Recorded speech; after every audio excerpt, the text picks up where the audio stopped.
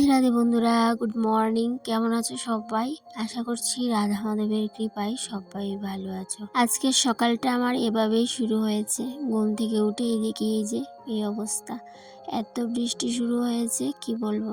তবে হ্যাঁ, সকালবেলা বৃষ্টিটা একটু কম ছিল, আর এখন দেখো এমনভাবে পড়ছে, একটুও কিন্তু থামার নাম নেই। গত শিলা বৃষ্টিতে টিনগুলো ছিদ্র হয়ে যাওয়ার কারণে পুরো বারান্দাতে জল পড়ছে। এমন অবস্থা হয়ে গেছে যে কোনো জায়গায় বাদ নেই যে জল পড়ছে না। তো একটা জায়গায় বালতি দিয়ে রেখেছি, আর সমস্ত জায়গাতে তো পড়ছেই, তা তো আর বলারই নেই।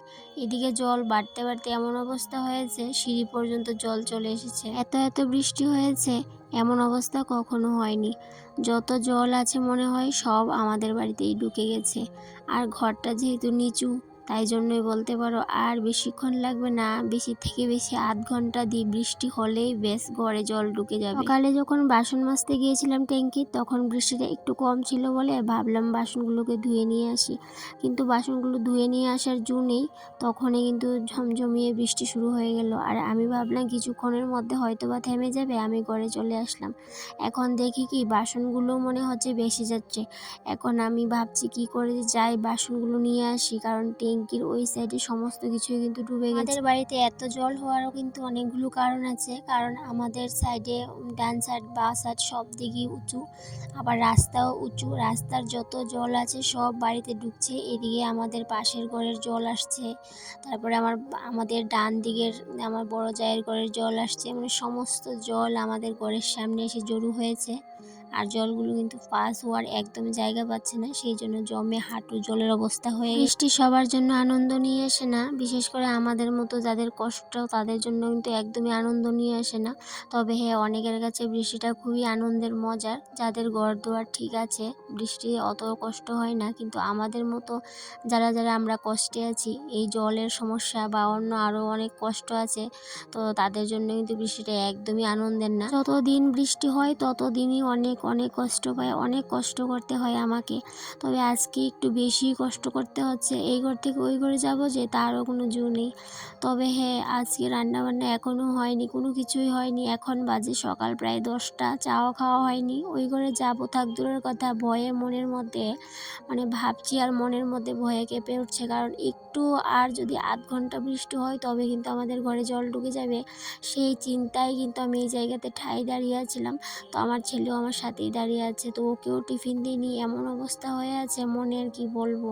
এদিকে হাজব্যান্ডও বাড়ি নেই, সেই জন্য বলতে পারো চিন্তাটা আমার মাথার উপর দিয়েই কিন্তু যাচ্ছে। বড় হয়ে বুঝতে পারলাম চিন্তাটা কতটা ভয়ঙ্কর। কিন্তু দেখো ছেলের মনে কি আনন্দ, ও তো বাচ্চা, ওর মনে কি আনন্দ। ও নৌকা বাসাচ্ছে উঠোনের মধ্যে, নৌকা একটু পর পর নৌকা বানাচ্ছে আর উঠোনের মধ্যে বাসাচ্ছে। তো ও তো আর বুঝতে পারছে না যে আর কিছুক্ষণ বৃষ্টি হলেই ঘরে জল ঢুকবে। মানে ও এত আনন্দ পাচ্ছে, কি বলবো তোমাদের। আসলে আমরা গ্রামের বউদের কতখানি কষ্ট হয় বৃষ্টির দিনে, সেটা অন্যরা বুঝতে পারবে না। গ্রামের যদি কাঁচা বাড়িঘর হয় তাহলে তো আরও ভয়ানক কষ্ট, আর এভাবে যদি নিচু জায়গার মধ্যে ঘর বাড়ি হয় তাহলে তো আর বলতেই হবে না কতটা মানে ভয়ঙ্কর ব্যাপার, কি বলবো।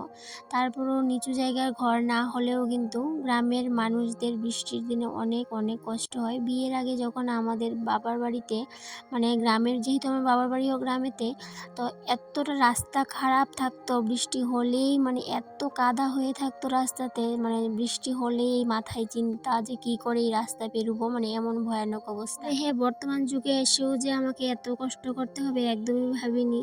তো যাই হোক, এদিকে বৃষ্টি একটু থেমেছে পরে কিন্তু সাহস করে রান্না করে আসলাম, আর নিজের জন্য একটু কড়া করে চা বানাচ্ছি। এখন বাজে প্রায় সকাল 10:30। দেখো সবাই মনে হয় ভাত খাচ্ছে আর আমি বানাচ্ছি চা। তবে হ্যাঁ, ছেলেকে আগে টিফিন দিয়েছি, তারপর নিজের জন্য একটু চা করে নিচ্ছি। চা যদি এখন না খাই তাহলে অবস্থা খুবই খারাপ হয়ে যাবে, কারণ মাথাও কিন্তু ব্যথা শুরু হয়ে গেছে। বেশি চিন্তা করলে আমার মাথা অলরেডি ব্যথা শুরু হয়ে যায়, তাই জন্য কড়া করে 1 কাপ চা করে নিয়েছি।